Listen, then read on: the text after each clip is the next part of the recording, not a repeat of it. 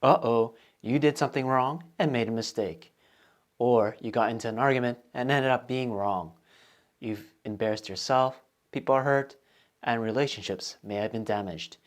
You need to apologize. It may seem like a difficult thing to do, but if you follow the right strategy, apologizing can be made easier and more effective. Find out what you need to do in order to deliver a good apology.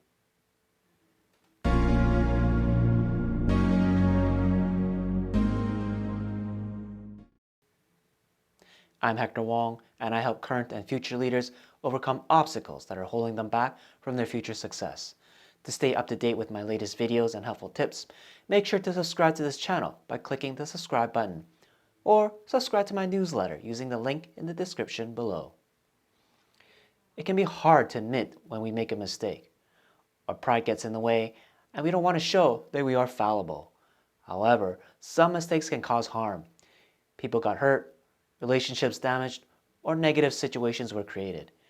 We need to check our ego at the door and have the courage to take ownership of what we did and hold ourselves accountable.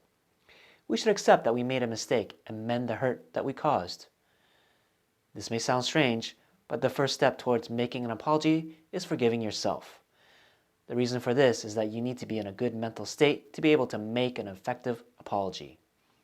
If you feel ashamed, defensive, or remorseless, it will come across in your voice, your posture, and your facial expressions. Forgiving yourself puts you in a positive internal state and allows you to come across as caring and genuine. Hear what the other person has to say. Be present and listen with intent. As they speak, you may want to respond with some sort of justification or explanation. Bite your tongue and say nothing. Do not interrupt. Regardless of whether you're right or wrong, saying something will only make it look like you're criticizing and attacking them. The goal is to understand what their complaint is, and it's okay to ask questions to help you get more clarity. Another technique is to repeat what the other person said in your own words to show that you understood what they have told you.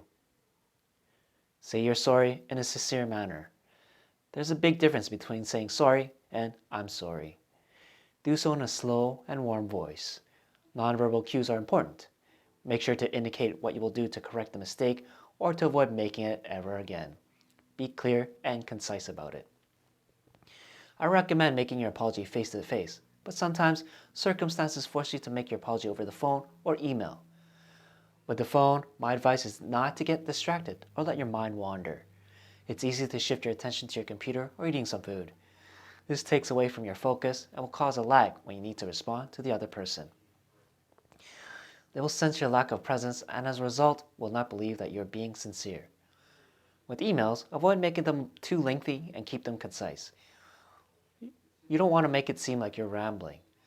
And avoid talking about yourself. The apology is about them, so talk about their concerns and make them the central figure in your email. Apologies are never easy, but they're necessary. I've talked about the person giving the apology, but it's actually a two-way street.